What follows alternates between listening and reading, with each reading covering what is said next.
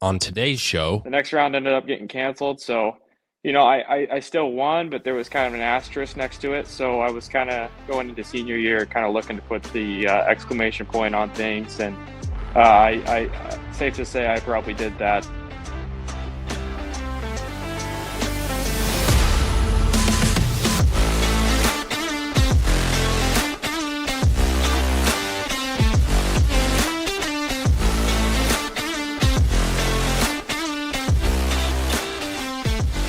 Official start to fall is less than a week away. We settle into more episodes of Kansas Sports Chatter, a statewide high school sports entertainment show pumped out on Tuesdays and Thursdays on YouTube. If you're enjoying the show, make sure you hit the subscribe button on YouTube. That way you can find all the latest episodes and the full interviews from the show.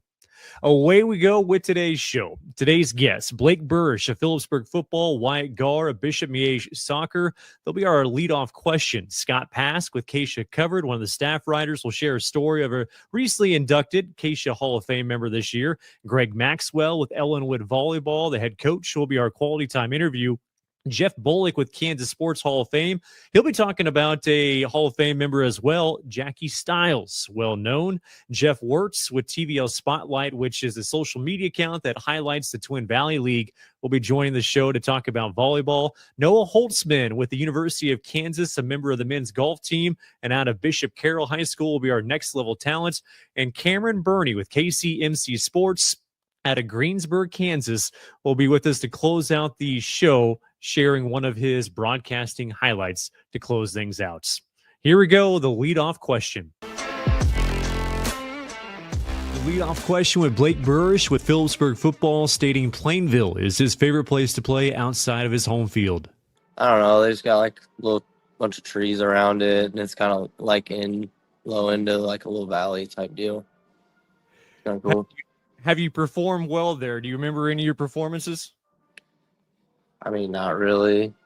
I know I scored a touchdown there at least when I was a sophomore or something like that. Any specific highlight that stands out to you? Not really. Just winning there is the best part. What's it like going on the road for you in Phillipsburg? What stands out when you guys go on the road? Oh, it's just whether it's short or long, we're just locked in the whole way down. Don't even talk, and then really that's it. Do you have any pregame rituals that you do when you go on the road? Oh, I just got my headphones in all day, the whole bus ride, and then we're all listening to the music in the locker room, just getting hyped up, really. When you're on the road, do you ever catch yourself like on the sidelines when maybe you're not on the field, just kind of watching and looking around? Oh, yeah, for sure. That's Blake Buresh with Phillipsburg football with our leadoff question. It is our leadoff question with Wyatt Garr, Bishop Miege soccer student athlete. Wyatt, where's your favorite place to play at besides your home field or your home pitch? I would say at St. Thomas Aquinas. They always have good fans, and their field's really, really nice. What else stands out about that? Do you have any memories from playing out there? Yeah, I do. Sophomore year, we won in overtime against them, and it was a really special game because they're our rivals, so it's always good to win there. What do you get ready for? Like when you're trying to go on the road, especially to a place like St. Thomas Aquinas, what do you do mentally to get yourself ready? Either listen to music, I don't know, kind of some quiet time before it really gets me like settled into it. Any specific highlights you had playing out there? Not sophomore year, no, but it was just a really big game. It was pretty aggressive and physical, and so winning in overtime was pretty special. Do you enjoy going on the road? I do. Sometimes I like it more than home just because like winning on the road feels even better sometimes. Do you ever catch yourself maybe when you're out of the game or maybe during a timeout coming back to play, just kind of looking around and just watching what's going on the visitors? Most of the time it's just opposing fans. Yeah, I'd say that. Like we had a game, our state semifinal last year in Rose Hill. The stands were packed, and just like seeing that and like being in that environment, it's a pretty cool feeling. Can you feel that energy when you're out there on that field? Yes, for sure. Is that something you enjoy, or do you try to block that out when you're on the road? Both. I mean, it's cool to be in that environment and to feel the energy, but also sometimes like you have to put it aside and lock in for the game. That is Wyatt Garr with Bishop Miege Soccer with our leadoff question. The leadoff question with Blake Buresh of Phillipsburg football and Wyatt Garr of Bishop Miege Soccer, another talented duo in the States. On the other side of the break, Scott Paske, also talented. He is the KSHSAA covered staff writer. He'll be telling us another story of a recently inducted KSHSAA Hall of Fame member. Scott Paske is next on Kansas Sports Chatter.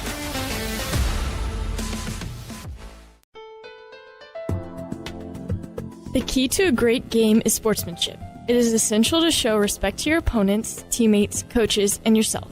Playing hard, being fair, and having fun are what sportsmanship is all about. Whether you win or lose, congratulate your team and opponents for their hard work and dedication. Good sportsmanship is about demonstrating integrity, fairness, and respect. Let's show the world what true sportsmanship is all about this season. Kansas Sports Chatter is not your ordinary sports show. It's fast-paced, has tons of interviews, and is a celebration of all the successes that high school athletics bring us.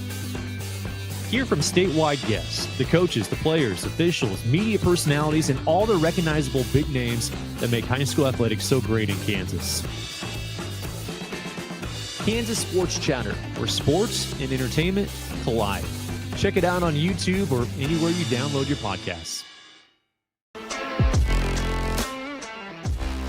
It is story time on Kansas Sports Chatter, our opportunity to touch base with the KSHSAA covered writers. And joining us today is Scott Paske. And hey, Scott, we got another Hall of Fame inductee that I want to talk to you about here on today's show. Klaus Kallmeier, this is one of the other inductees from the KSHSAA Hall of Fame. I mean, tell me about his story. I was reading your article just this morning again, just kind of refreshing my information, and just a remarkable story out of Germany.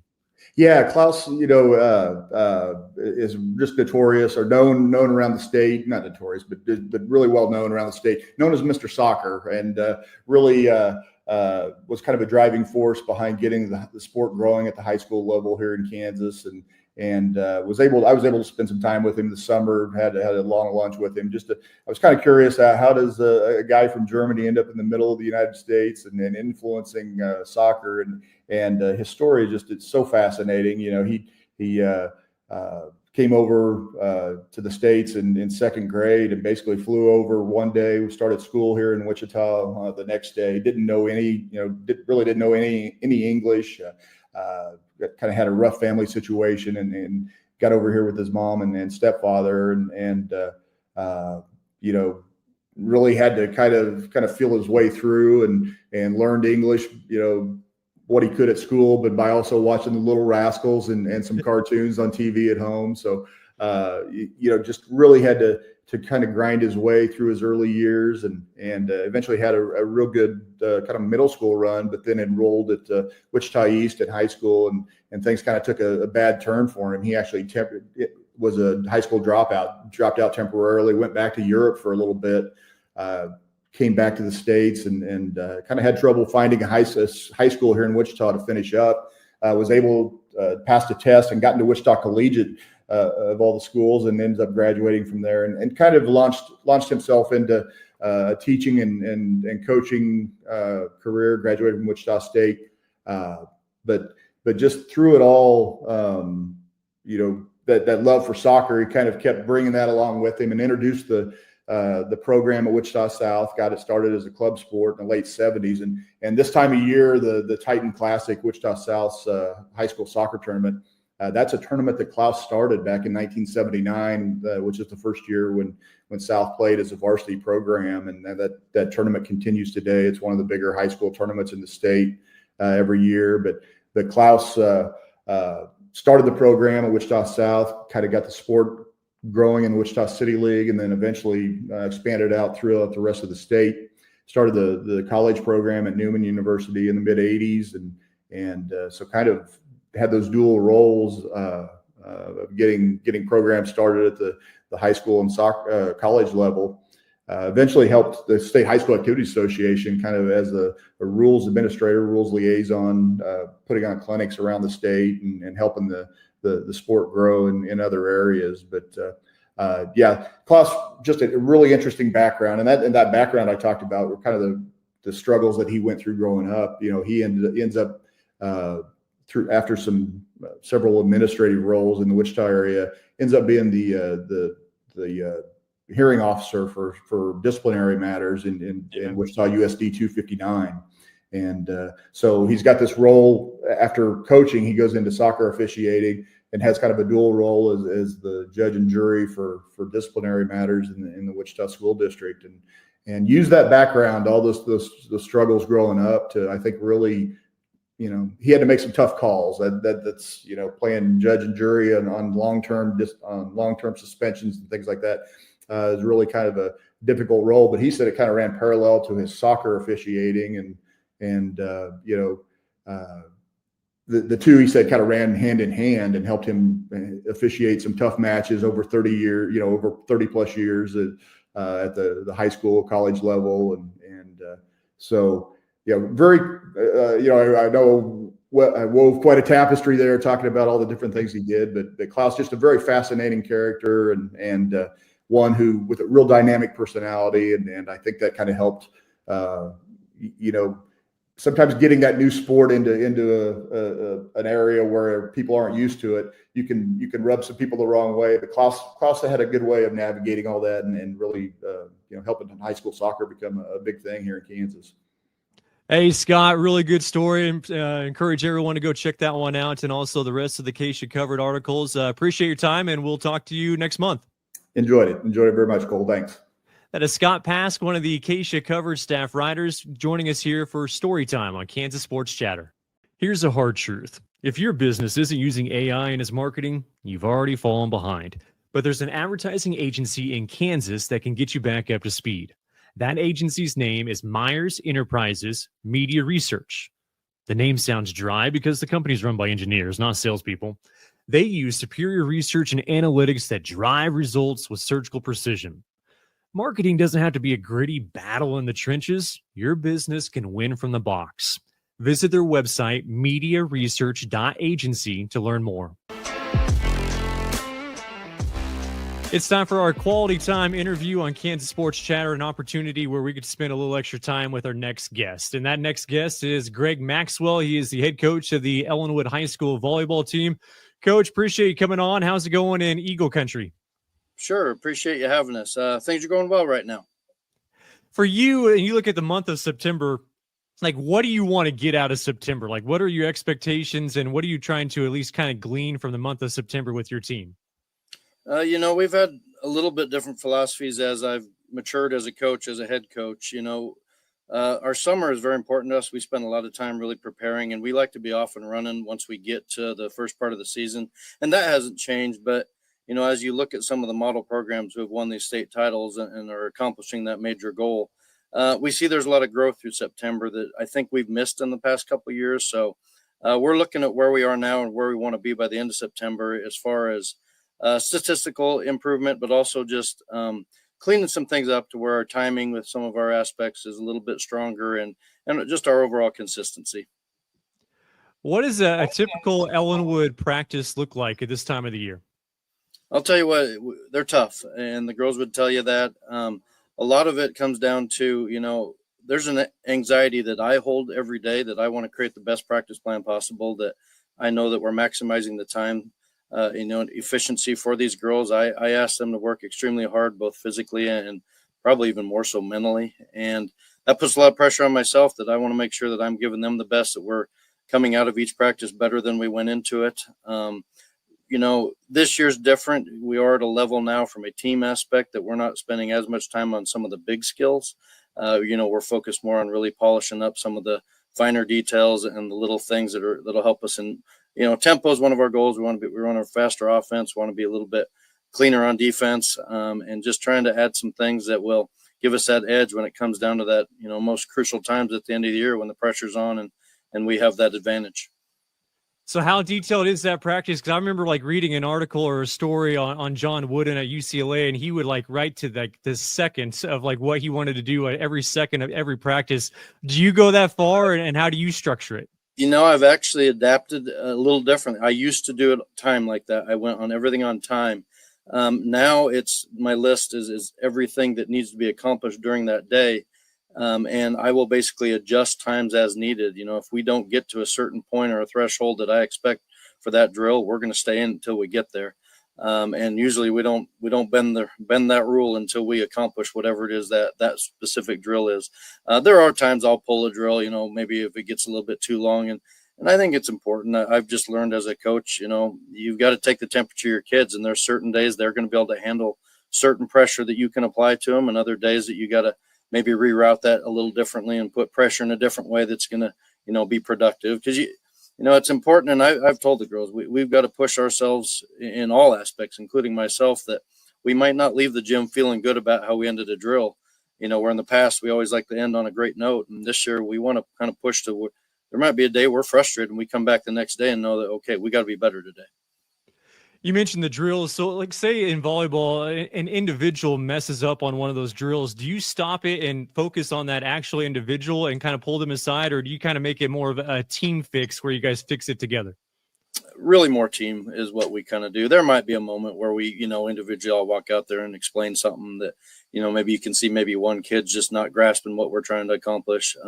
But most of it comes down to team aspects, and we hold them accountable. There's a lot of, whether it be consequential, whether it be a time aspect, or they, have some, burpees or something, maybe they have to run a lap or whatever. We try to integrate things like that. And, my big thing with them is the motivation shouldn't have to come from the fear of consequence. The motivation should come from the fear of failure, of accomplishing their goals. But it just adds that extra dimension. And, the nice thing is we have such a strong, deep team right now. Our JV is extremely good, and they push us to the brink on the varsity side. And, I do a lot of things where I try to match up varsity on varsity as well, because you want your best playing your best. But we really are flexible in what we can do, which is really nice. If you were able to kind of take a step back, would you say you have a coaching style? And if so, where did you develop your coaching style? Yeah, I think I do. It came from football. I'm going to be honest with you. I played college football, and I learned a ton about what a practice looks like there, the efficiency of a practice, kind of the breaking it down into, the various attributes of, team, individual, fundamental drill work, all that. And that's really where I think my practice plan mentality comes from. And then, just how to hold kids accountable on a daily basis. And, one of my messages to the girls today is that, they've got to continue to focus on every rep and make every rep count. And that's hard for kids. Some days they don't have the energy that maybe they did the day before. And I'm always asking them to, when they step in that gym, to be at their best for that allotted time that we're given to, to work. And hopefully they understand the value and importance of that. Every day we take a step forward, we're getting closer, but every day we don't, someone else is gaining ground on us. So. You mentioned playing football, the 4 years of Bethany for you. Like, did you imagine that you would be coaching volleyball someday? Oh, I had no idea. I would have never guessed that. And in fact, I think I vowed to my wife I'd never coach girls. So no, I completely had no idea. That was before I had daughters, and I couldn't quite understand the differences of how those girls would laugh and have fun out there. And now I've found that that's so enjoyable. And there's aspects about this that I really think people are missing if they never get to coach girls in general, but just, even this sport. I've learned so much about the sport, and it's such a dynamic sport to coach. So you mentioned your daughters. Was that the main inspiration to get into coaching? I know you've kind of shared this story before, but was that kind of your big push to get into volleyball? Yeah, 100%. Yeah. I was pushing basketball because I knew that sport, and that's where I was kind of pushing them to go. And then they fell in love. We had some nice programs here in town that got them involved. And that's the key, as young kids, you want them to choose what they want to do. And my oldest daughter fell in love with volleyball, and I quickly saw that that's the route she was going to go. And I saw that if she was going to be successful, we needed to commit to it at the highest level possible. And so we got a lot of people involved, and that just kind of, in a small town, you just kind of end up where you need to be if there's not people in place at that time, or if you just feel that that's something that you can help. And that's kind of what got me here. And Greg Maxwell joining us here on today's show with our quality time interview, Ellinwood head volleyball coach. All right, so once you did say, okay, I'm going to commit to volleyball, I'm going to start coaching this, like, where did you start? Like, where did you begin? Okay, like, where do I go to start learning this game a little bit better? That's where I think I probably learned more about this sport than any sport because of the fact I hadn't played it, I was open to listen to anybody who knew anything about this game, whether it be show me how to put a net up or show me what a rotation looks like. And there were some people in town here, some of our coaches at the time, some teachers that have helped me tremendously to get kind of just going. And then once I kind of got a taste of it, then, we started going to Wichita State and learning from Coach Lamb down there. He's been a phenomenal influence on us, or on me especially. And then even some Barton coaches have been very helpful in just taking to that next step. And now, I'm still 100% open and love learning and, try to add new pieces every year, try to add to my knowledge base and my understanding of it and stay modern with the game. I think that's a big part of, what volleyball has changed so much. And I feel I got in at the right time for what fit my mentality. And I love that we're able to kind of stay, current with the current game. What is or was the hardest thing to grasp, as you were a very new coach in volleyball? Was there anything in particular that stood out to you that this is tough to figure out? When I first started, the rotation baffled me. And that it's funny because, that's something that, for anyone who played the game or been around the game, it's so simple. And it'd be, just like someone new coming into football, there's things I could talk to you about, coverages and blocking schemes and, all those things. It's just natural. It's natural because you did it and you lived it. Rotation was baffling. I remember my assistant coach in middle school, she talked about coverage and I was like, okay, well, we need to do that. And then she explained there was more than one type of coverage. And, once I could align it with football, it made sense. And that's kind of how I've kept it for my own thinking. My daughter coaches up at UNK and she still laughs at some of the things I do with my girls because she's like, that's just not how volleyball is done, but the results are there. So it makes sense. I hope my girls, when they go out and play at the college level, can adapt quickly to what probably the more veteran volleyball coaches, communicate with them.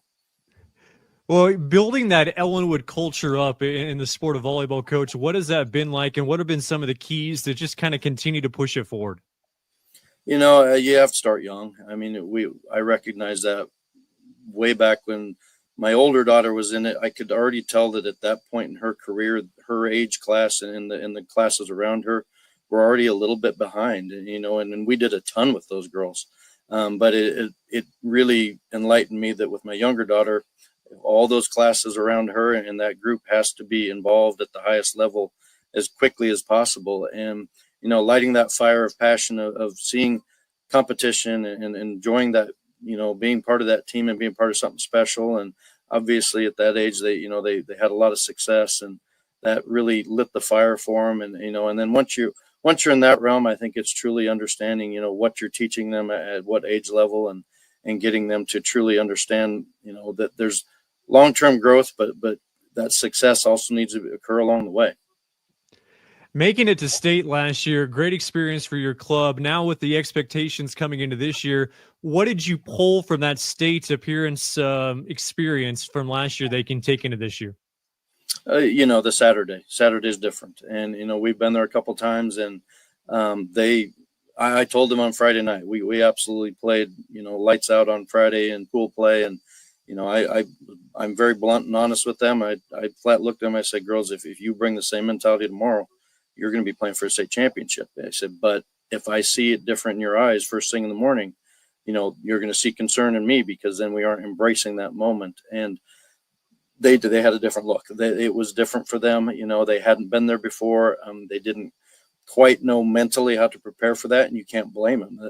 Life is about experiences. And until you've been there, you just don't always have that answer. And even for me as a coach, how to prepare them for that, you don't always have the answer because those kids themselves have to learn that themselves. And so being there, they've tasted it. They know what it's like. They left with a lot of regret is probably too strong a word to use, but they were not satisfied. And that alone, is definitely a driving factor in who they are, and it's fueling their fire right now.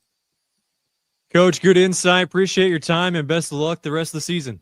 Absolutely. Thank you so much for having us. That is Greg Maxwell, head coach of the Ellinwood volleyball team, joining us for Quality Time.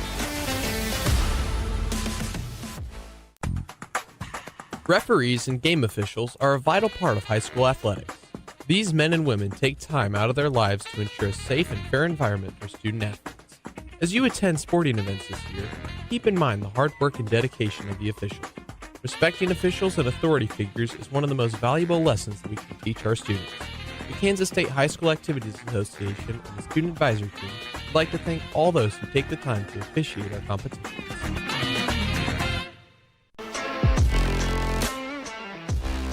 Welcome back into Kansas Sports Chatter. It's time now for our Hall of Fame Spotlight, and joining us on the show is the Vice Chairman of the Kansas Sports Hall of Fame, Jeff Bollig.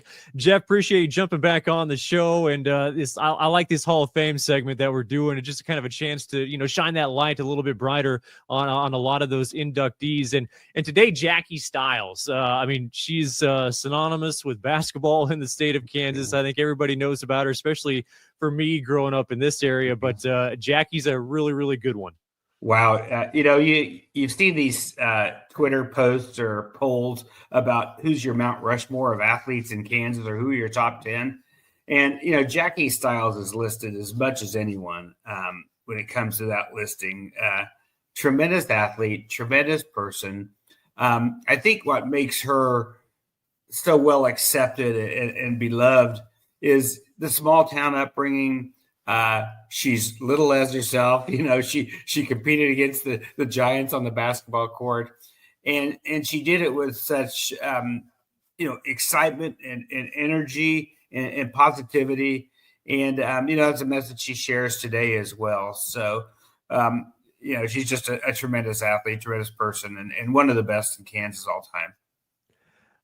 Jackie, you look at the numbers, Jeff. Over 3,600 points, number one in the state of Kansas. Yeah. And what I remember so much, it was almost effortless. Because she averaged 46 points per game her senior year, and it didn't even look like she was chucking up a ton of shots. Now she probably was getting a lot of shots, but at the same time, she did it with such ease. Well, exactly right. Just amazing. I did not get to see her play at high school, but I did see some highlights, and she was dominant, obviously. But in college and then later in the pros, it's just how much she controlled the court and got her teammates involved, and it's just a winner. And you're right. If we read all of her stats, her achievements, her All-American honors, we would have to do 3 or 4 segments. She's just that high quality of person. I had the opportunity to be with her this summer. I went to a conference, and she received the Academic Hall of Fame award by the Collegiate Sports Communicators. And she is as humble and as nice and approachable, signed autographs all night. And I thought Holly Rowe, who's the MC, had something very profound. She said, Jackie Stiles was Caitlin Clark before Caitlin Clark. And when you talk about the growth of women's basketball and the impact she had, it's really amazing. And I'm proud of the fact that the state of Kansas has really some of the great leaders in college basketball. When you talk about Lynette Woodard, you talk about Jackie, you talk about that group of Oldie and Wecker and Kane, who came through Kansas State at the time. Marion Washington. I really think that women's basketball in the state of Kansas has some of its pioneers, some of its brightest names. So, Jackie was so humble. And, I just remember that 2001 Final Four run they had where they sent Missouri State to New Jersey for this first and second round, then all the way across the nation to Spokane, and then to St. Louis for the Final Four. And during that time, she was flying around as well, receiving awards, and she was just worn out. I think that's probably the unfortunate thing for her pro career. While it was very good, I just think she had been through so much, and the body can only take so much. But really, really a legend, and someone I'm happy to help put the spotlight on today. Well, you mentioned, Jackie Stiles being the Caitlin Clark before Caitlin. I remember growing up in Great Bend where, not that Claflin was far away by any means, but we didn't go to Claflin for any other reason, but we would go and line up to squeeze into that gym just to go see Jackie Stiles play. And just being squished like sardines. Yeah. And then usually we would leave. I apologize to the Claflin boys team, but usually we would leave after the girls game. So you talk about that celebrity status, and we mentioned Jim Ryan and what fans did at Wichita East last time on the show, Jackie was that. People just packed the house. Wow. Well, Missouri State basketball was amazing as well. They have her statue out in front of the arena, so it tells you what they think of her. But the attendance was great there, and I remember my wife was involved in college sports at the time of the Final Four, and we had a 5-year-old daughter, and she took her to the Final Four in St. Louis that year, and of course, that was won by Notre Dame. But just the impact she had on little girls, and to give them the and that's really the story of Jackie Stiles. I think is important to get across the influence she had on young girls and female athletes, especially from this area of Kansas and even nationally. But just what she did, and I think my daughter went to Missouri State, so has a special kinship with her, but she was so motivating and such a good role model. And I think that's the one thing among all the records and honors, her legacy will be the impact she had on people, but especially the young girls. The odd thing about Jackie that I don't think she gets enough credit for is she could probably be in the Hall of Fame just with her track career rather than basketball. I mean, she had 14 gold medals in track. Yeah, and was it her junior year? She won 4 on the same day. The 400 to 800, 1600 to 3200. Give me a break. Yeah, I mean, just tremendous, and it says a lot about her. And she played tennis as well, right? Just to see if she could play that sport. So, one thing why we're talking about the Final Four that year, of course, is won by Notre Dame, and their most outstanding player and the most outstanding player. The tournament was Ruth Riley, who was born in Ransom. Now, she grew up in Indiana, but so there was a little Kansas tie in that Final Four as well, and Ruth was an outstanding player as well. Tall, I think she's 6'7", not like Jackie, but right. Yeah. And I should also mention, Jackie's actually going to be back in the area. I believe it's October 18th in Hayes. The Public Library Foundation is hosting the event, and she is going to come back. So if anybody has interest, in seeing or hearing her talk and getting to meet her, that would be a good opportunity, especially if you're in that central and western part of the state. Yep. Jackie Stiles does a great job getting back to the community. Jeff, appreciate your time. Thanks, Cole. Great to be with you. That is Jeff Bollig, the vice chairman of the Kansas Sports Hall of Fame, and that is our Hall of Fame Spotlight. Are you looking for a new way to promote your business or organization? Do you want to get your message out to a statewide audience that loves high school sports in both urban and rural areas? Kansas Sports Chatter has advertising opportunities from commercials, sponsoring specific guests, product placements, and even a premier sponsorship. Let Kansas Sports Chatter promote your brand. Contact ksportschatter@gmail.com for more advertising details. That's ksportschatter@gmail.com. Come join the chatter. It is our volleyball chatter on Kansas Sports Chatter, and today's guest, we're going to be talking with Jeff Wurtz. He runs the TVL Spotlight, says you can check it out on the social media. Jeff, how long have you been doing the TVL Spotlight, which will be highlighting the Twin Valley League? This is now my 8th year, going into my 8th season. Just started a couple of days ago, so as I told you off air, it was one of those things that I thought was going to be a 1 or 2 year plan that has turned into quite the adventure. Let's just say that. What made you want to get it started? What inspired the TVL Spotlight? Here in the local area, we didn't have as many radio stations as I thought we could have covering games with such a wide base in our league. I thought, why doesn't somebody just do our league? And that's no insult to any of the radio stations. I know they all have big groups as well to cover, but I thought this league was just so good and it needed the most coverage that it possibly could. Well, we appreciate your work that you do, and awesome to kind of get to that area of the state as well. So let's go ahead and jump into it. I brought you on to talk some volleyball today out of the Twin Valley League. Who are some teams, you can go one by one, but who are some teams that are standing out this year? Well, I'm going to be kind of boring with this because I really think our state participants last year are going to once again be top of the heap with that.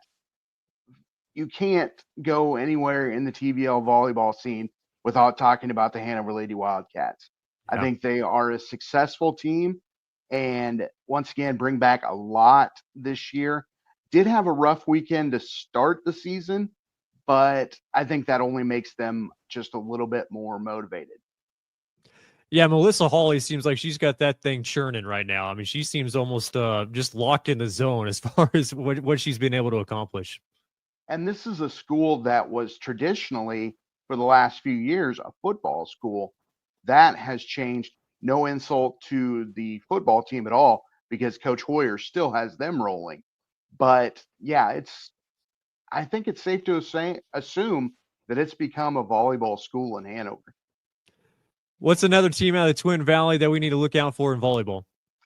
I will go in the same area, the Lynn Bulldogs. They have pulled off some really good competition.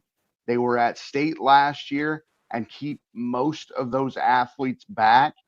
I really think that they have the opportunity to get going there. And if they can do that, then there's a really good chance I think they get back to at least the state tournament. Who else stands out in the TVL? Then there is Valley Heights. 2A, they really, if there is a more complete team in the TVL, I don't know who it is, because they have so many players that work well together.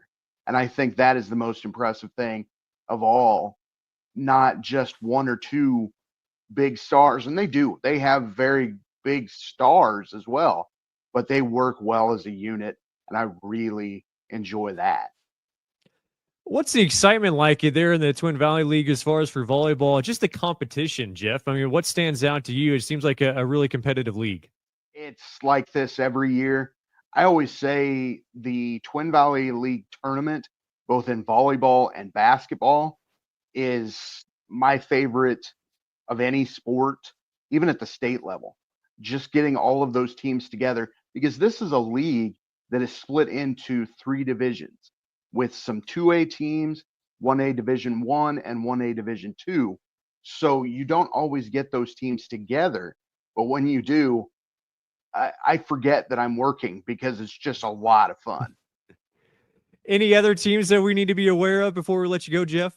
One more, and this is a school, I should say, that has been a perennial volleyball team, Centralia. They have some up and coming players. They were a little bit low on the upperclassmen the last couple of years. Of course, they lost Owen Dieters, who was a tremendous player, probably one of the best players in Centralia volleyball in quite some time, but they still have a great unit there. I really like Centralia this year. Jeff, keep up the good work and appreciate your knowledge on the TVL. Thank you so much, Cole. That is Jeff Wurtz with the TVL Spotlight. Make sure you check him out on social media. Keep up with everything going on in the Twin Valley League in all sports. But that'll do it for our volleyball chatter. Whether it's a Friday night football game or a Saturday Scholars Bowl tournament, there are many people behind the scenes to make these activities function. The Kansas State High School Activities Association and the Student Advisory Team would like to thank all those who make these events happen for our students. Without school administrators, event workers, custodians, officials, transportation personnel, and office staff, these events would not be possible. Your hard work and dedication allow students throughout the state to participate in the activities that they love. Welcome back into Kansas Sports Chatter. It's time now for our next level segments where we get to talk to former Kansas high school athletes that are now competing at a college or university in the state of Kansas. And today we check in with the University of Kansas as a junior for the KU golf team, Noah Holtzman, joining us, who is also from Bishop Carroll Catholic High School. Noah, appreciate you joining the show. What's the golf scene like in Lawrence right now? Yeah, it's we got some really good vibes going here on the team right now. We've got Some returners from last year. We've got 3 new guys. Our team makes up a total of 9 guys. So like I said, we got some good vibes. We've got a really good team this year, top to bottom. We're through and through. Everyone's a good player. Everyone's got a chance to play. So it's exciting because we're going to have guys pushing from behind. Like I said, yeah, top to bottom, we're a good team. Growing up in Wichita, when did you get interested in golf? What got you hooked? I've been interested in golf from a really young age. My dad actually played golf here at KU as well, so he kind of got me into the game, and I've been swinging a club ever since I could stand, pretty much. What did you learn from your dad? I mean, what lessons did he teach you? He taught me a lot. Like I said, he taught me how to play the game, but most importantly, he taught me integrity and how to play the game the right way, sportsmanship, and all that kind of the more important stuff. So, yeah, he taught me how to play, but he also taught me the important stuff. What was it like when you joined the Bishop Carroll golf team? What do you remember from high school golf? Yeah, high school golf was a blast. If I could do it over again, I would. But so my freshman year got canceled because of COVID, and then sophomore year I didn't play my best, and the team didn't do as good as I thought we could have.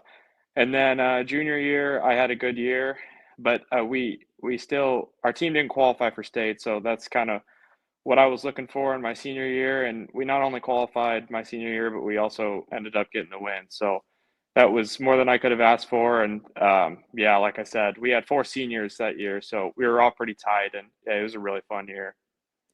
You're the 2022 and 23 individual state champion class 5A. What do you remember about going into those state tournaments? What was that feeling like when you won those 2?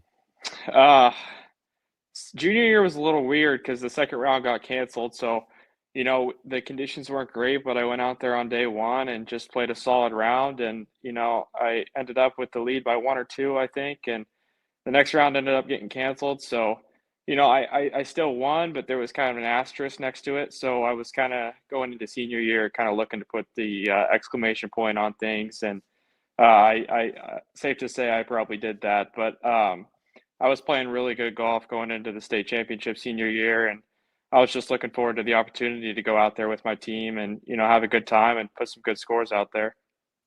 Did you have a pretty good idea going into your junior year for state golf that you were one of the contenders to win it? Yeah, there's always been good players in Kansas high school golf, so I knew I had to go out there and shoot some good scores if I wanted to win. So yeah, I knew I was, up there towards the top, but there's never any givens. So I still had to go out there and put my best foot forward and play some good golf. Anything that you remember that you learned at Bishop Carroll that kind of carried you to the success that you're having now at the collegiate level? Yeah, just I would say hard work. You got to work hard if you want to achieve anything in life. And that was kind of instilled in me at Bishop Carroll. Even our high school team worked really hard, and that's kind of carried over to me in, college. This team that I'm on, we all work extremely hard to achieve the goals we want to achieve. So that's probably the main thing. You mentioned your dad, a part of the KU team as well, but what else went into recruiting you to go to KU? What ended up you picking the Jayhawks? Yeah, so our facility here is amazing. The coaches are great, and I saw an environment here that I thought was going to allow me to be the best player I could be. And the coaches they're pushing everyone, and just the culture here is the main thing. Everybody is working towards a common goal, and everybody's working extremely hard. So, and we have all the resources in the world here for us to be the best golfers we can be. So that was the main thing. How has your golf game evolved since high school, now going into your junior year at KU? Yeah, high school golf and college golf are 2 completely different things. And, I had a lot to learn even when I got here, because in high school you're one of the best, and then you get to college and everyone is just as good as you, if not better. So you got to really learn to be very disciplined in your practice, and you got to really fine tune everything, because the mistakes that you could make in high school golf, you can't make here. So yeah, just fine tuning and practicing the right things. Was there one particular thing that you mentioned, like fine tuning, that you really had to fine tune going into college? Yeah, you just got to be more precise with everything.